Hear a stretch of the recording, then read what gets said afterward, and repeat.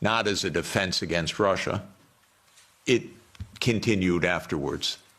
But the confusion of NATO and Europe is deadly, because expanding Europe meant expanding NATO, period. And these should have been completely different things. So this is the first point. My own view, again, with all respect to Michael, we only had a brief conversation about it, is that Europe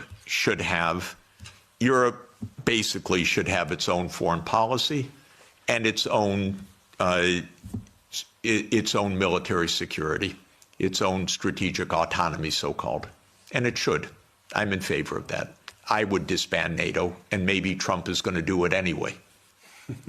Maybe Trump's going to invade Greenland. Who knows? Then you're really going to find out what NATO means. So I do think that Europe should invest in its security. 5% is outlandish, ridiculous, absurd, completely absurd. No one needs to spend anything like that amount. 2 to 3% of GDP, probably under the current circumstances. What I would do, by the way, is buy European production. Because actually, strangely, weirdly, unfortunately in this world, and it's a truism, but it's unfortunate, so I'm not championing it, a lot of technological innovation spins off from the military sector because governments invest in the military sector. So Trump is an arms salesman. You understand that. He's selling American arms. He is selling American technology. Vance told you a few days ago, don't even think about having your own AI technology. So please understand that this increase of spending is for the United States, not for you. And in this sense, I'm completely against that approach. But I would not be against an approach of Europe spending 2 to 3% of GDP for a unified European security structure and invested in Europe and European technology, and not having the United States dictate the use of European technology. It's so interesting. It's the Netherlands that produces the only machines of advanced semiconductors, extreme ultraviolet lithography. It's ASML. But America determines every policy of ASML. The Netherlands doesn't even have a footnote. I wouldn't do that if I were you. Hand over all security to the United States. I wouldn't do it. I would have your own security framework, so you can have your own foreign policy framework as well. Europe stands for lots of things that the United States does not stand for. Europe stands for climate action, by the way, rightly so, because our president is completely bonkers on this. And Europe stands for decency, for social democracy as an ethos. I'm not talking about a party. I'm talking about an ethos of how equality of life occurs. Europe stands for multilateralism. Europe stands for the UN Charter. The US stands for none of those things. You know that our Secretary of State, Marco Rubio, canceled his trip to South Africa because on the agenda was equality and sustainability. And he said, I'm not getting into that. That is an honest reflection of deep Anglo-Saxon libertarianism. Egalitarianism is not a word of the American lexicon. Sustainable development, not at all. You probably know, by the way, that of the 193 UN member states, 191 have had SDG plans presented as voluntary national reviews. 191. 2 have not. Haiti and the United States of America. The Biden administration wasn't even allowed to say sustainable development goals. The Treasury had a policy not to say sustainable development goals. Okay, I mention all of this because you need your own foreign policy. I issue a report, 2 reports each year, one the World Happiness Report, and 18 of the top 20 countries, if I remember correctly, are European. This is the highest quality of life in the whole world. So you need your own policy to protect that quality of life. The United States ranks way down. And the other report, where's my colleague Guillaume? He's somewhere in the room. Here, there he is. Guillaume Lafortune is the lead author of our annual Sustainable Development Report. And almost all of the top 20 countries are European countries because you believe in this stuff. And that's why you're the happiest, except in geopolitics. But quality of life. So you need your own foreign policy, but you won't have it unless you have your own security. You just won't. And so, and by the way, 27 countries cannot each have their own foreign policy. This is a problem. You need a European foreign policy and a European security structure. And by the way, although Michael assures me it's dead, I was the greatest fan of OSCE and believe that OSCE is the proper framework for European security. It could really work.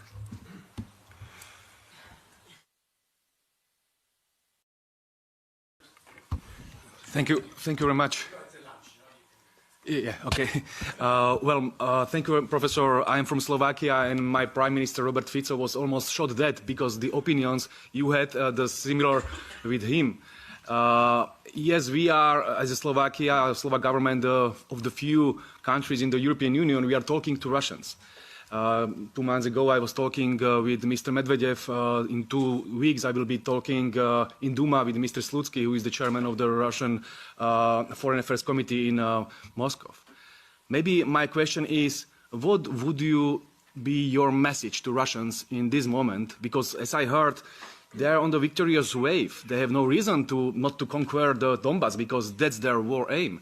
And what can Trump can offer to them to stop the war immediately?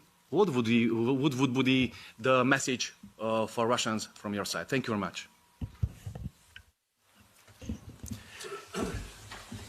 Lots of important things are now on offer and on the table, and I believe that the war will end quickly because of this, and this will be at least one blessing in a very difficult time.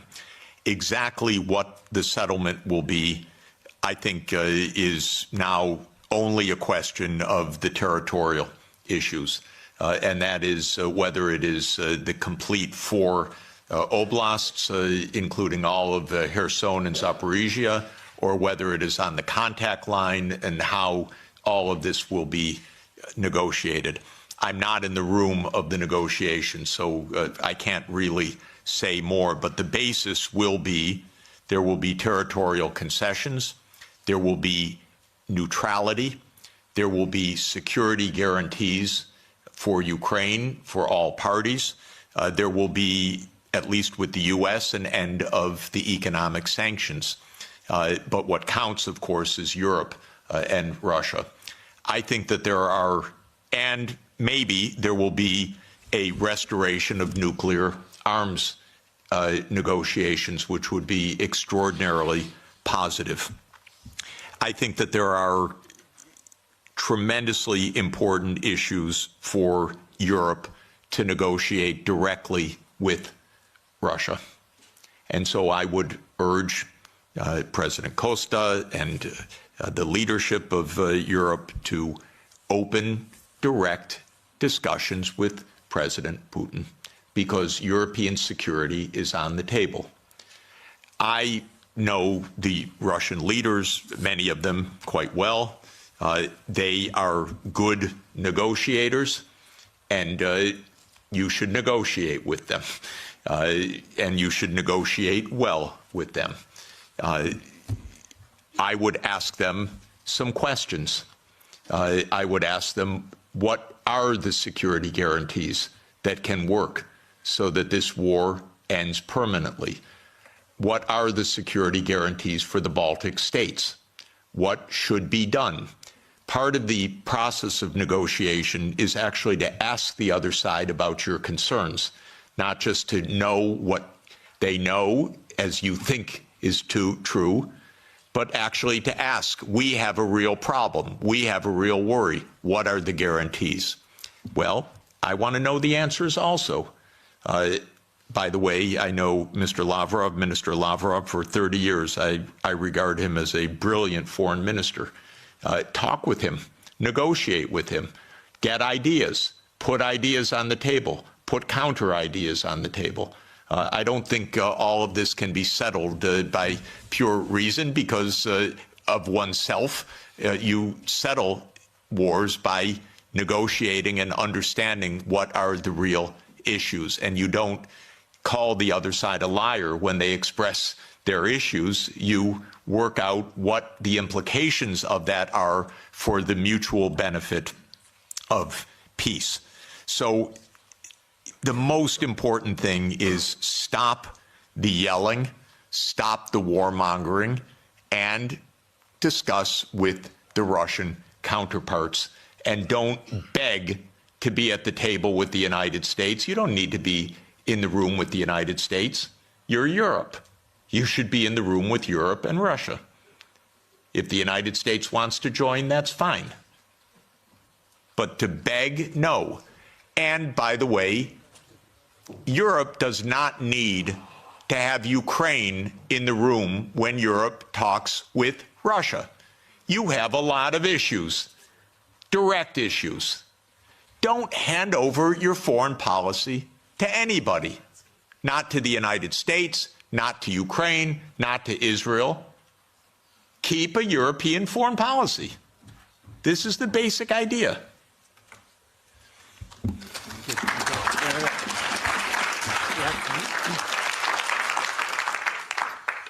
Hans Neuhoff from the Sovereignists political group in this parliament, Alternative for Germany as political party.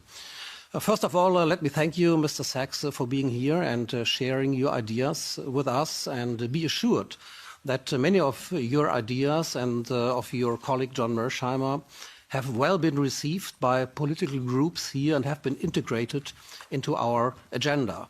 I widely share your views, yet there's one question regarding the historical account that you gave where I would like to go in some detail. And this concerns the beginning of NATO expansion. You reported from the website What Gorbachev Heard that there are many quotations from Genscher, for example, that NATO will not move 1 inch eastwards. Now, the 2+4 treaty has been signed in September 1990, right, in Moscow. So at that point in time, the Warsaw Pact still existed. And countries like Poland, Hungary, and Czechia were not part of the negotiations for the 2 and 4 treaty.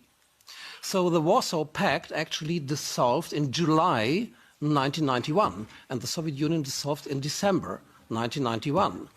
So nobody who was present in the negotiations could speak for Poland, could speak for Hungary, could speak for Slovakia, that they would not try to become member of NATO once the overall situation has changed.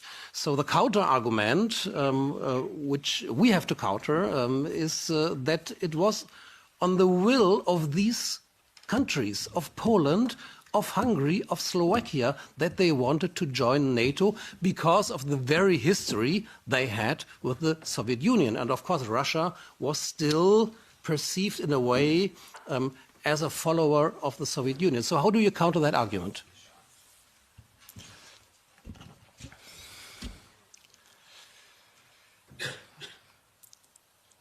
I have no doubt of why Hungary, Poland, Czech Republic, Slovakia wanted to join NATO. The question is, what is the U.S. doing to make peace? Because NATO is not a choice of Hungary, Poland, Czech Republic, or Slovakia. NATO is a U.S.-led military alliance. And the question is, how are we going to establish peace in a reliable way? If I were making those decisions back then, I would have ended NATO altogether in 1991. When those countries requested NATO, I would have explained to them what our Defense Secretary William Perry said, what our lead statesman George Kennan said, what our final ambassador to the Soviet Union, Jack Matlock, said. They said, well, we understand your feelings, but it's not a good idea because it could provoke a new Cold War with Russia. So that's how I would have answered it. When those countries joined in the first wave, I don't think it was that consequential, in fact, except that it was part of a bigger project. And the project was spelled out already in 1994. There's a very good book by Jonathan Haslam, Harvard University Press, called Hubris, which gives a detailed historical documentation of step-by-step what happened. And it's really worth reading. So this is now, but the point I would really make is that Ukraine and Georgia were too far. This is right up against Russia. This is in the context of the complete destabilization of the nuclear framework. This is in the context of the U.S. putting in missile systems on Russia's borders. If you listen to President Putin over the years, probably the main thing, if you listen carefully, that he's concerned about is missiles 7 minutes from Moscow, is a decapitation strike. And this is very real. The U.S. not only would freak out, but did freak out when this happened in the Western Hemisphere. So it's the Cuban Missile Crisis in reverse. And fortunately, Nikita Khrushchev did not stand up and say, open door policy of the Warsaw Pact. We can go wherever we want. Cuba's asked us, it's none of America's business. What Khrushchev said is, war, my God, we don't want war. We end this crisis. We both pull back. That's what Khrushchev and Kennedy decided in the end. So this is the real consequential. Russia even swallowed, with a lot of pain, the Baltic states, Romania, Bulgaria, Slovakia, and Slovenia. It is Ukraine and Georgia. And it's because of geography. It's because of Lord Palmerston. It's because of the First Crimean War. It's because of the missile systems that this is the essence of why there was this war.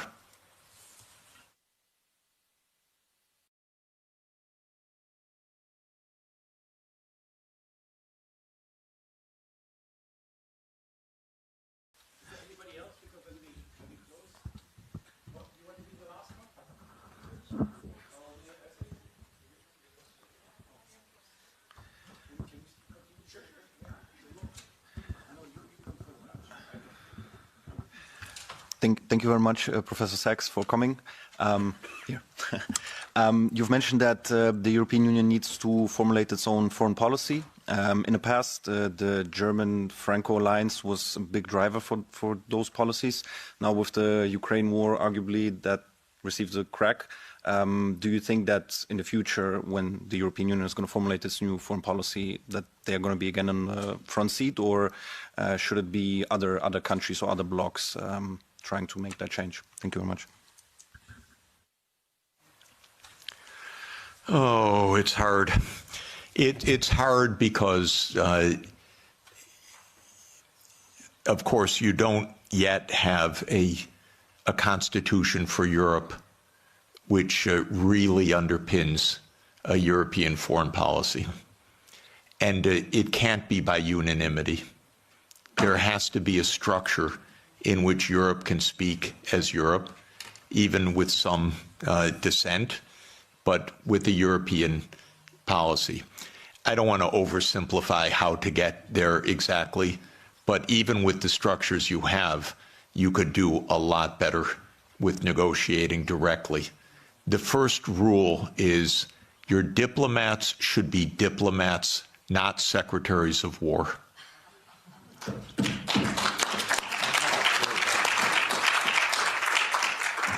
Honestly, that would go halfway, at least, to where you want to go.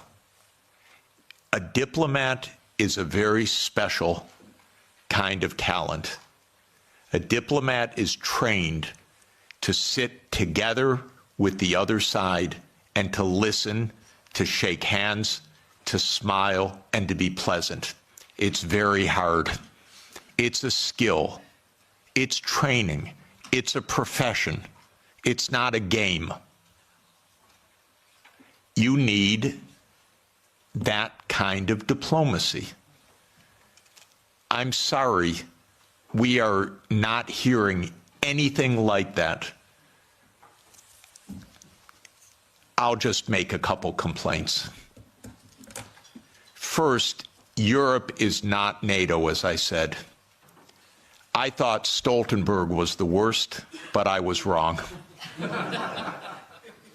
It just keeps getting worse. Could someone in NATO stop talking, for God's sake, about more war? And could NATO stop speaking for Europe, and Europe stop thinking it's NATO? This is the first absolute point. Second, I'm sorry, but your High Representative Vice Presidents need to become diplomats. Diplomacy means going to Moscow, inviting your Russian counterpart here, discussing. This doesn't happen till now. So this is really my point. Now, I believe that Europe should become more integrated and more unified in the years ahead. I'm a strong believer in subsidiarity. So we were discussing, I don't think housing policy is really Europe's main issue. I think this can be handled at the local level or at the national level. I don't see it as a European issue, but I don't see foreign policy as being a 27-country issue. I see it being as a European issue. And I see security being at a European level. So I think things need to be readjusted, but I'd like to see more Europe for truly European issues and maybe less Europe for things that are properly subsidiary to Europe at the national and the local level. And I hope that such an evolution can take place. You know, when the world talks about great powers right now, they talk about US, Russia, China, I include India, and I really want to include Europe, and I really want to include Africa as an African Union, and I want that to happen. But you'll notice on the list, Europe doesn't show up right now, and this is because there is no European foreign policy. Okay.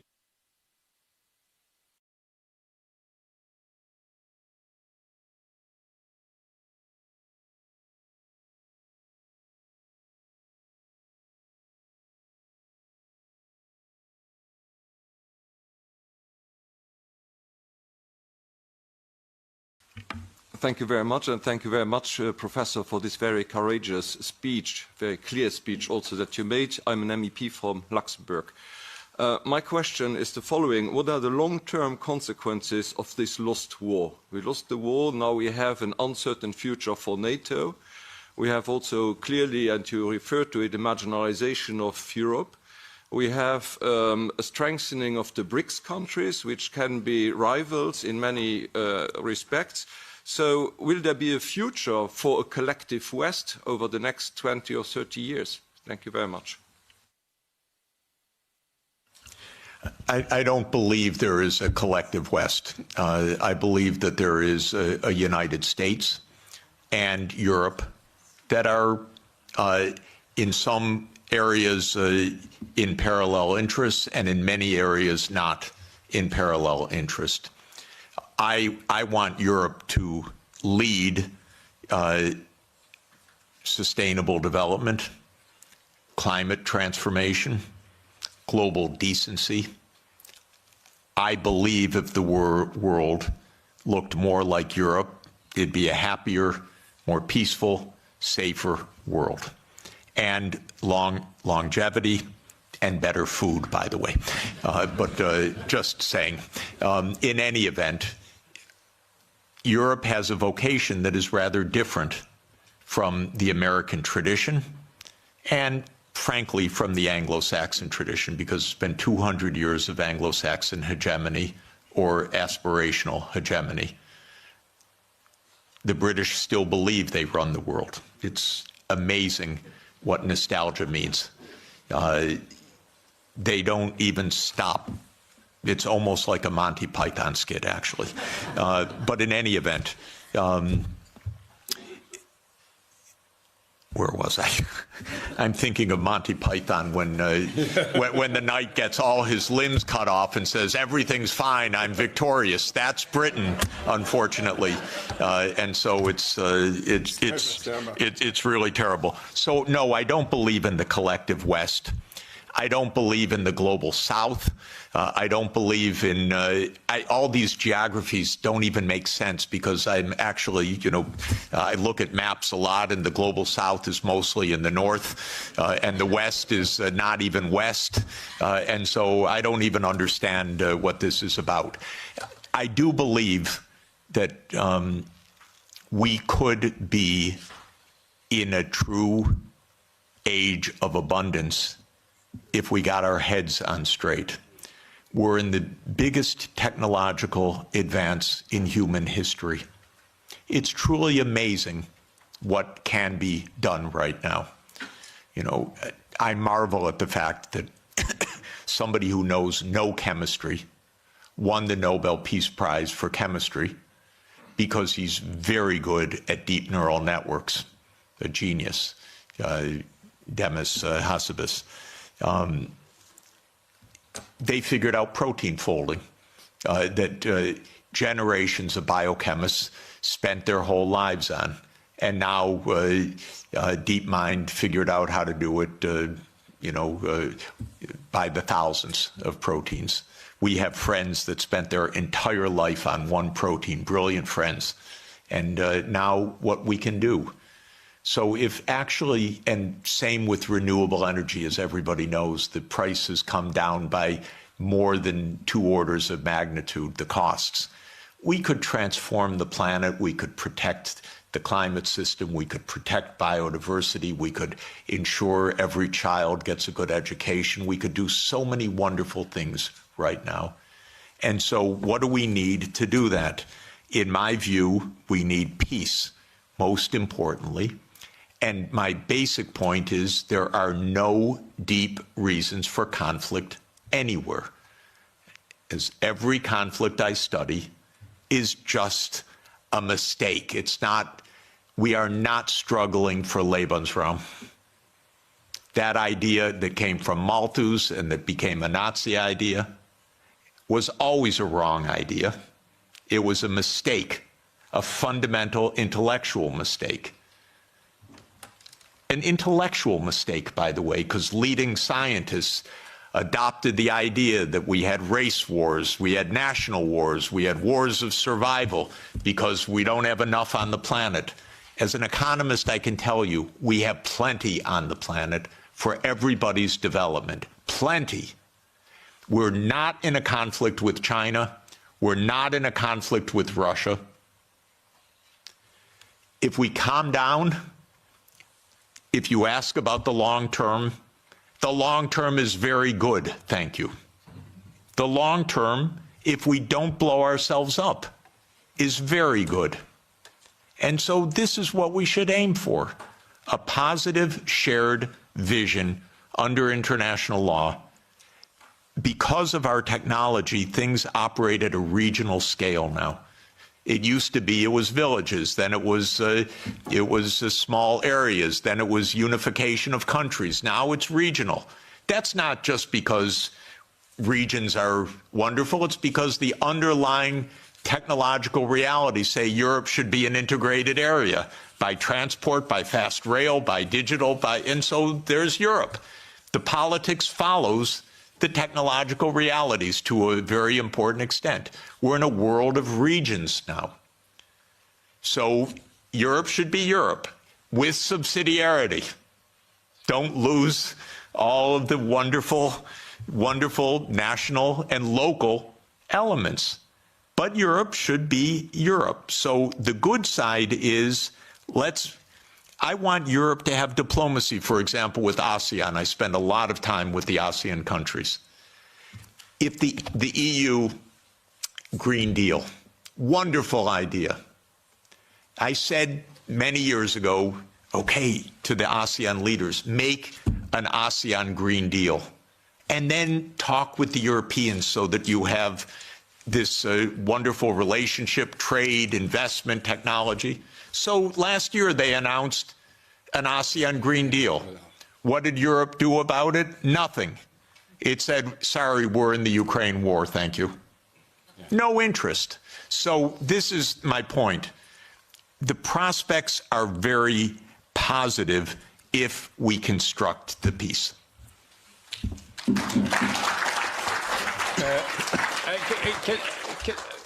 Because we have to go, I get all the time messages that I should leave the room. Can you Short. So something very short? Yeah. It's quite short. Sorry. Yeah.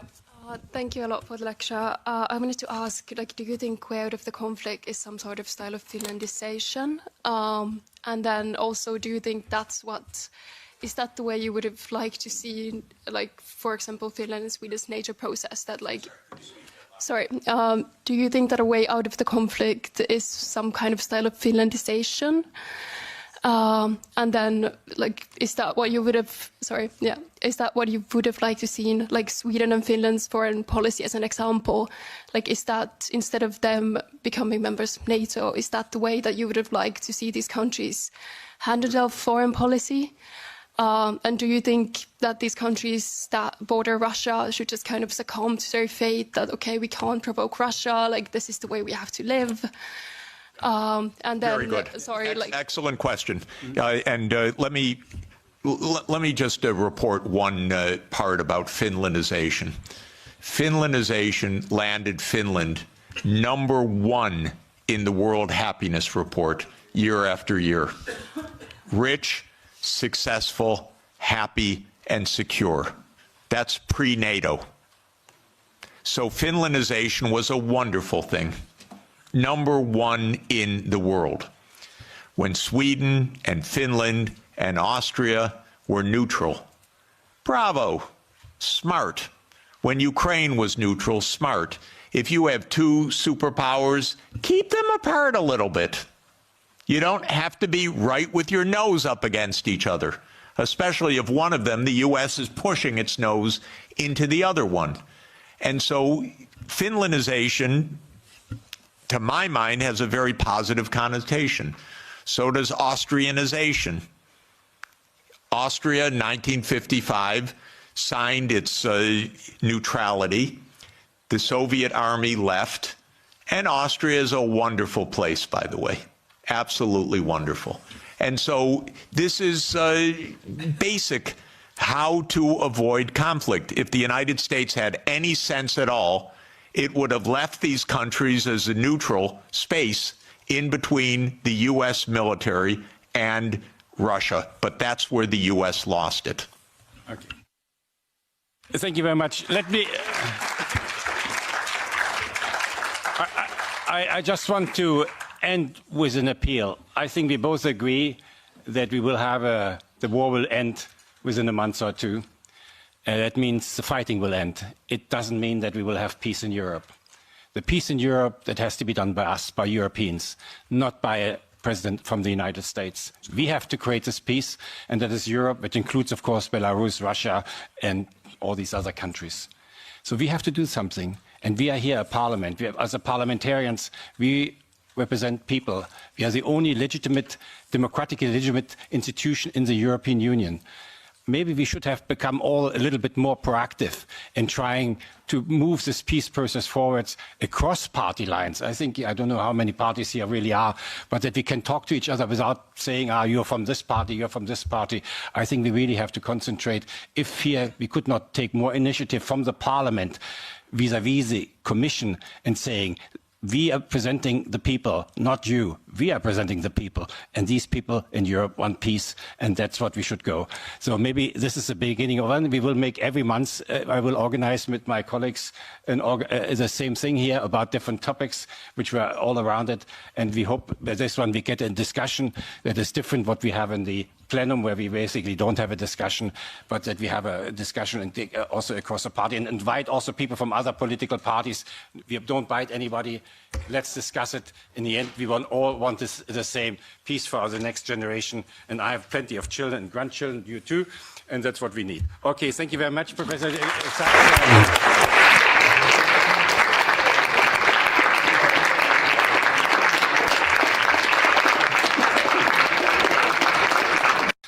First of all, I would like to thank you all for coming here.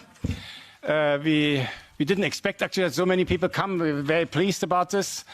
And of course, above all, I want to welcome Professor Jeffrey Sachs and his wife, Sonia. Sonia? It's very, I have forgot my things, so it's very difficult to introduce him. He did so many things in life. You know, he's of course the advisor to three secretary generals now. He is professor from Columbia University. He started the Earth Institute, and you correct me afterwards if I'm wrong. And now you're director of the Center for Sustainable Development Solutions, all these things. Sonia, I forgot most of it. There's much more. But I want to say something more personally, because I know Jeff for some time. You know, and I know, of course, the international field more than this parliament. I've never met any person who is so well connected internationally than Jeff. So well connected, both in the religious areas, he went to the Vatican, but also in the political areas. Jeff can go anywhere in the world and they will know him, whether it's the Middle East, whether it's in China, whether it's in Moscow, hopefully very soon also again in Kiev, and whether it's in Africa or Latin America. And he has a very long experience.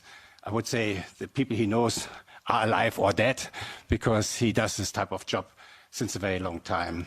What I think is also, at least from my point of view, so special about Jeff is that he's always remained an advisor.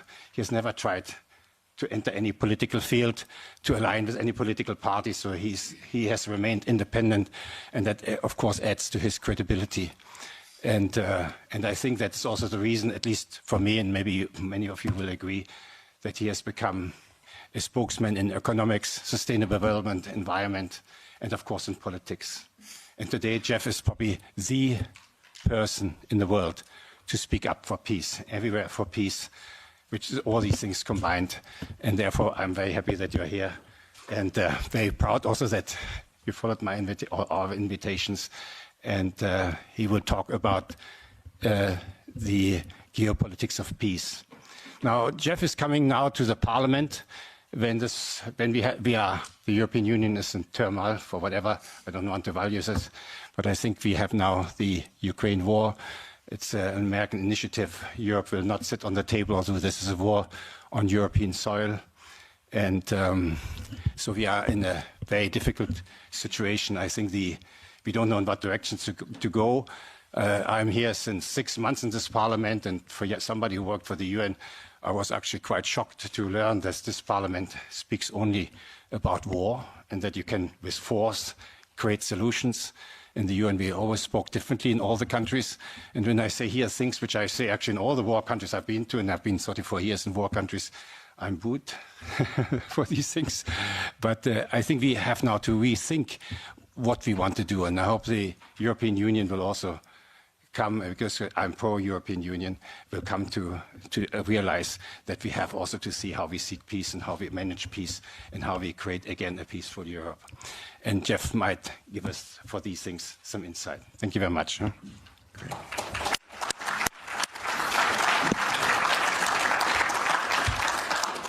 Michael, thank you so much, and thanks to all of you for the chance to be together and to think together. This is indeed a complicated and fast-changing time, and a very dangerous one. So we really need clarity of thought. I'm especially interested in our conversation, so I'll try to be as succinct and clear as I can be. I've watched the events very close up in Eastern Europe, the former Soviet Union, Russia, very closely for the last 36 years.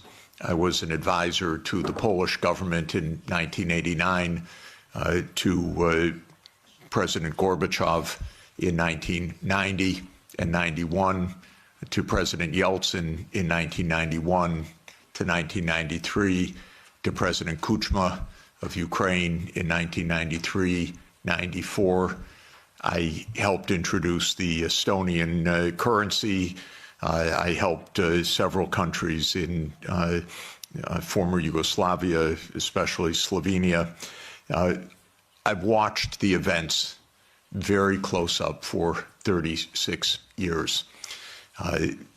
After the Maidan, I was asked by the new government to come to Kiev, and I was taken around the Maidan, and I learned a lot of things firsthand. I've been in touch with Russian leaders for more than 30 years. I know the American political leadership close up. Our previous Secretary of Treasury was my macroeconomics teacher 51 years ago, or just to give you an idea. So we were very close friends for a half century. I know all of these people. I just want to say this because what I want to explain in my point of view is not secondhand, it's not ideology, it's what I've seen with my own eyes and experienced during this period. In my understanding of the events that have befallen Europe in many contexts, and I'll include not only the Ukraine crisis, but Serbia, 1999, the wars in the Middle East, including Iraq, Syria, the wars in Africa, including Sudan, Somalia, Libya. These are to a very significant extent that would surprise you, perhaps, and would be denounced about what I'm about to say. These are wars that the United States led and caused. And this has been true for more than 40 years now. What happened, more than 30 years, I should say, to be more precise. The United States came to the view, especially in 1990, 91, and then with the end of the Soviet Union, that the U.S. now ran the world, and that the U.S. did not have to heed anybody's views, red lines, concerns, security viewpoints, or any international obligations, or any UN framework. I'm sorry to put it so plainly, but I do want you to understand. I tried very hard in 1991 to get help for Gorbachev, who I think was the greatest statesman of our modern time. I recently read the archived memo of the National Security Council discussion of my proposal, how they completely dismissed it and laughed it off the table when I said that the United States should help the Soviet Union in financial stabilization and in making its reforms. And the memo documents, including some of my former colleagues at Harvard in particular, saying we will do the minimum that we will do to prevent disaster, but the minimum. It's not our job to help. Quite the contrary, it's not our interest to help. When the Soviet Union ended in 1991, the view became even more exaggerated. And I can name chapter and verse, but the view was we run the show. Cheney, Wolfowitz, and many other names that you will have come to know literally believed this is now a U.S. world, and we will do as we want. We will clean up from the former Soviet Union. We will take out any remaining allies. Countries like Iraq, Syria, and so forth will go. And we've been experiencing this foreign policy for now essentially 33 years. Europe has paid a heavy price for this because Europe has not had any foreign policy during this period that I can figure out. No voice, no unity, no clarity, no European interests, only American loyalty. There were moments where there were disagreements, and very, I think, wonderful disagreements, especially in the last time of significance was 2003 in the Iraq War, when France and Germany said we don't support the United States going around the UN Security Council for this war. That war, by the way, was directly concocted by Netanyahu and his colleagues in the U.S. Pentagon. I'm not saying that it was a link or mutuality. I'm saying it was a direct war. That was a war carried out for Israel. It was a war that Paul Wolfowitz and Douglas Feith coordinated with Netanyahu. And that was the last time that Europe had a voice. And I spoke with European leaders then, and they were very clear, and it was quite wonderful. Europe lost its voice entirely after that, but especially in 2008. Now, what happened after 1991 to get to 2008 is that the United States decided that unipolarity meant that NATO would enlarge somewhere from Brussels to Vladivostok, step by step. There would be no end to eastward enlargement of NATO. This would be the U.S. unipolar world. If you played the game of Risk as a child, like I did, this is the U.S. idea, to have the peace on every part of the board. Any place without a U.S. military base is an enemy, basically. Neutrality is a dirty word in the U.S. political lexicon, perhaps the dirtiest word. At least if you're an enemy, we know you're an enemy. If you are neutral, you're subversive, because then you're really against us, because you're not. I've been describing is in the context of the destruction of the nuclear framework as well. And starting in 2010, the U.S. put in Aegis missile systems in Poland and then in Romania. And Russia doesn't like that. And one of the issues on the table in December and January, December 2021, January 2022, was, does the United States claim the right to put missile systems in Ukraine. And Blinken told Lavrov in January 2022, the United States reserves the right to put missile systems wherever it wants. That's your putative ally. And now let's put intermediate missile systems back in Germany. The United States walked out of the INF Treaty unilaterally in 2019. There is no nuclear arms framework right now. None. When Zelensky said in 7 days, let's negotiate, I know the details of this exquisitely because I've talked to all the parties in detail. Within a couple of weeks, there was a document exchanged that President Putin had approved, that Lavrov had presented, that was being managed by the Turkish mediators. I flew to Ankara to listen in detail to what the mediators were doing. Ukraine walked away unilaterally from a near agreement. Why? Because the United States told them to. Because the UK added icing to the cake by having Bojo go in early April to Ukraine and explain.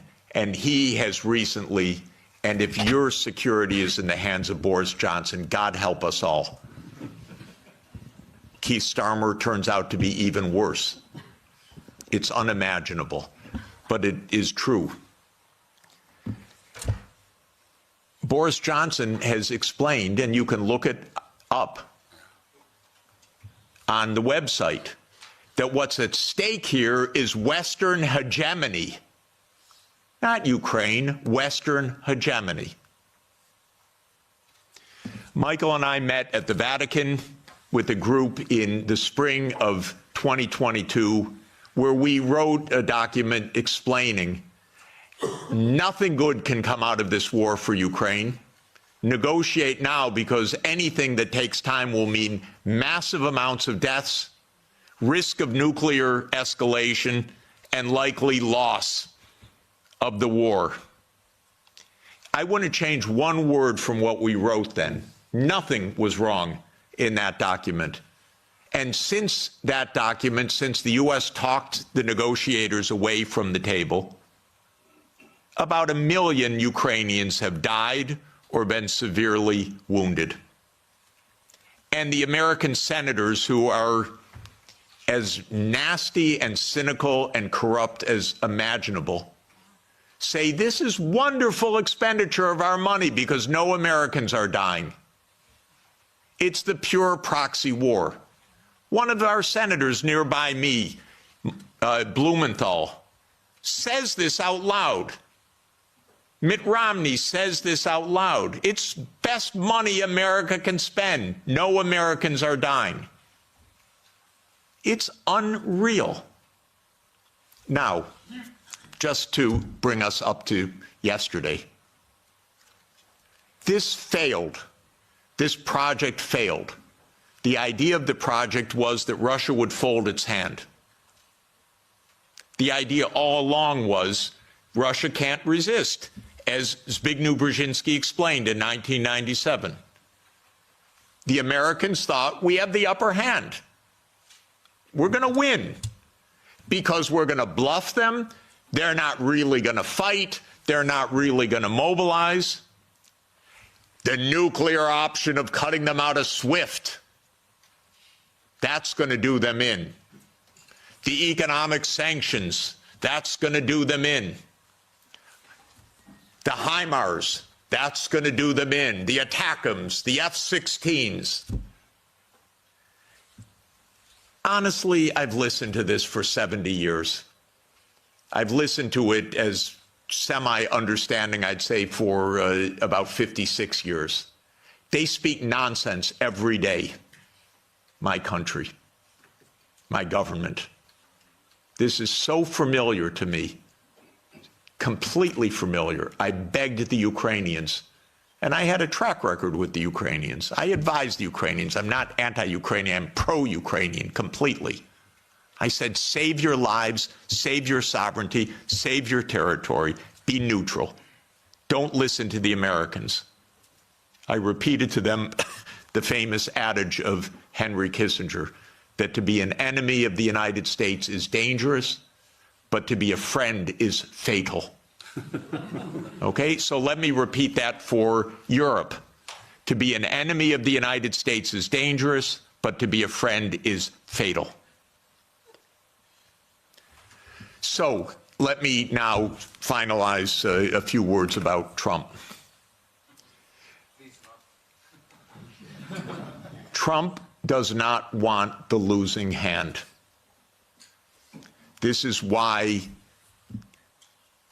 it is more likely than not this war will end, because Trump and President Putin will agree to end the war. If Europe does all its great warmongering, it doesn't matter. The war is ending. So get it out of your system. Please tell your colleagues. It's over. And it's over because Trump doesn't want to carry a loser. That's it. It's not some great morality. He doesn't want to carry a loser. This is a loser. The one that will be saved by the negotiations taking place right now is Ukraine. Second is Europe. Your stock market's rising in recent days by the horrible news of negotiations. I know this has been met with the sheer horror in these chambers, but this is the best news that you could get. Now, I encouraged, they don't listen to me, but I tried to reach out to some of the European leaders. Most don't want to hear anything from me at all. But I said, don't go to Kiev. Go to Moscow. Discuss with your counterparts. Are you kidding? You're Europe. You're 450 million people. You're a $20 trillion economy. You should be the main economic trading partner of Russia. It's natural links. By the way, if anyone would like to discuss how the U.S. blew up Nord Stream, I'd be happy to talk about that.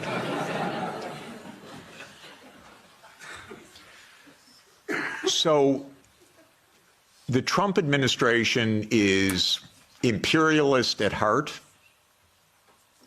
It is great powers dominate the world. It is we will do what we want when we can. We will be better than a senescent Biden, and we'll cut our losses where we have to. There are several war zones in the world, the Middle East being another. We don't know what will happen with that. Again, if Europe had a proper policy, you could stop that war.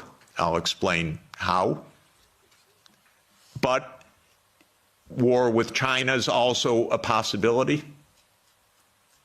So I'm not saying that we're at the new age of peace, but we are in a very different kind of politics right now, and Europe should have a foreign policy, and not just a foreign policy of Russophobia, a foreign policy that is a realistic foreign policy that understands Russia's situation, that understands Europe's situation, that understands what America is and what it stands for, that tries to avoid Europe being invaded by the United States, because it's not impossible that America will just land troops in Danish territory. I'm not joking. And I don't think they're joking. And Europe needs a foreign policy, a real one. Not a, yes, We'll bargain with Mr. Trump and meet him halfway. You know what that will be like? Give me a call afterwards. Please don't have American officials as head of Europe. Have European officials. Please. Have a European foreign policy. You're going to be living with Russia for a long time, so please negotiate with Russia. There are real security issues on the table. But the bombast and the Russophobia is not serving your security at all. It's not serving Ukraine's security at all. It contributed to 1 million casualties in Ukraine from this idiotic American adventure that you signed on to and then became the lead cheerleaders of. It solves nothing. On the Middle East, by the way, the U.S. completely handed over foreign policy to Netanyahu 30 years ago. The Israel lobby dominates American politics. Just have no doubt about it. I could explain for hours how it works. It's very dangerous. I'm hoping that Trump will not destroy his administration and worse, the Palestinian people, because of Netanyahu, who I regard as a war criminal, properly indicted by the ICC, and that needs to be told no more, that there will be a state of Palestine on the borders of the 4th of June, 1967, according to international law, as the only way for peace. It's the only way for Europe to have peace on your borders with the Middle East, is the two-state solution. There is only one obstacle to it, by the way, and that is the veto of the United States in the UN Security Council. So if you want to have some influence, tell the United States, drop the veto. You are together with 180 countries in the world. The only ones that oppose a Palestinian state are the United States, Israel, Micronesia, Nauru, Palau, Papua New Guinea, Mr. Malay, and Paraguay. So this is a place where Europe could have a big influence. Europe has gone silent about the JCPOA and Iran. Netanyahu's greatest dream in life is a war between the United States and Iran. He's not given up, and it's not impossible that that would come also. And that's because the U.S. in this regard does not have an independent foreign policy. It is run by Israel. It's tragic. It's amazing, by the way. And it could end. Trump may say that he wants foreign policy back. Maybe. I'm hoping that it's the case. Finally, let me just say with respect to China, China is not an enemy. China is just a success story. That's why it is viewed by the United States as an enemy, because China is a bigger economy than the United States. That's all.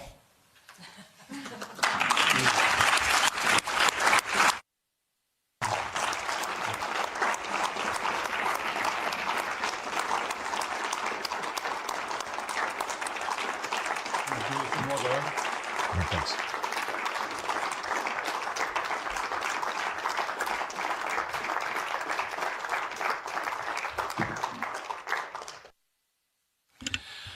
Very well. Now, questions. Please don't make any statements. Just make questions, because we are too many and we don't have all that much time. So where do I start? I start with on the left side. I have a preference to the left, as you know. You come on. Yeah, go ahead. Thank you, Jeffrey Sachs. From the Czech Republic, we are glad we have you here. We have a problem. We were cursed by a witch who told the EU, and the EU is mugged. So it won't be improved until 2029. But what we, the Central Europeans, should do in the meantime, especially if the Germans don't happen to vote for Sarah Wagenknecht enough, are we supposed to create some kind of neutrality for the Central Europe, or what would you suggest us to do? So, first of all my grandchildren are Czech, I want you to know.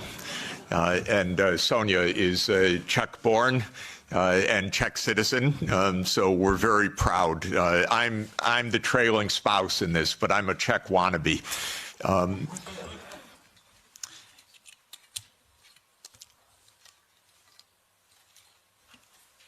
Europe needs to have a foreign policy that is a European foreign policy, and it needs to be a realist foreign policy. Realist is not hate. Realist is actually trying to understand both sides and to negotiate. There are two kinds of realists, defensive realists and offensive realists. My dear friend John Mearsheimer, who is the offensive realist, we're very close friends and I love him, but I believe more than he does, you talk to the other side and you find a way to make an understanding. And so basically, Russia is not going to invade Europe. This is the fundamental point. It may get up to the Dnieper River. It's not going to invade Europe. But there are real issues. The main issue for Russia was the United States, because Russia, as a major power and the largest nuclear power in the world, was profoundly concerned about U.S. unipolarity from the beginning. Now that this is seemingly, possibly ending, Europe has to open negotiations directly with Russia as well, because the United States will quickly lose interest, and you're going to be living with Russia for the next thousands of years. Okay? So what do you want? You want to make sure that the Baltic states are secure. The best thing for the Baltic states is to stop their Russophobia. This is the most important thing. Estonia has about 25% Russian citizens, or Russian-speaking citizens, ethnic Russians. Latvia, the same. Don't provoke the neighbor. That's all. This is not hard. It really isn't hard. And again, I want to explain my point of view. I have helped these countries, the ones I'm talking about, trying to advise. I'm not their enemy. I'm not Putin's puppet. I'm not Putin's apologist. I worked in Estonia. They gave me, I think it's the second highest civilian honor that a president of Estonia can bestow on a non-national, because I designed their currency system for them in 1992. So I'm giving them advice. Do not stand there, Estonia, and say, we want to break up Russia. Are you kidding? Don't. This is not how to survive in this world. You survive with mutual respect, actually. You survive in negotiation. You survive in discussion. You don't outlaw the Russian language. Not a good idea when 25% of your population has a first language of Russian. It's not right, even if there weren't a giant on the border. It wouldn't be the right thing to do. You'd have it as an official language. You'd have a language of in lower school. You wouldn't antagonize the Russian Orthodox Church. So basically we need to behave like grown-ups. And when I constantly say that they're acting like children, Sonia always says to me, that's unfair to children. Because this is worse than children. We have a 6-year-old granddaughter and a 3-year-old grandson, and they actually make up with their friends. And we don't tell them, go, just ridicule them tomorrow and every day. We say, go, give them a hug and go play. And they do. This is not hard. By the way, well, anyway, I won't belabor the point. Thank you. So, elect a new government. No, I shouldn't say that. All I should say is change policy. I don't want to have a political.